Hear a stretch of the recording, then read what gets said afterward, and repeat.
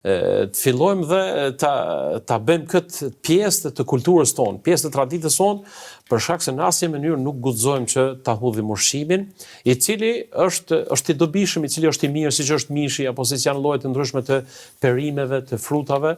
Domethënë ato kanë mundësi domethënë që të pastrohen, kanë mundësi që të hiqet një pjesë e saj e cila ndoshta është konsumuar, mirë, por pjesa tjetër domethënë është e lejuar. Për këtë arsye Muhamedi alayhis salam i ka këshilluar shokut e tij, thotë, nëse dikush për juve jeni duke ngrënë dhe ka rënë një pjesë ushqimit në tokë, thët uluni, merreni atë pjesë edhe hajeni.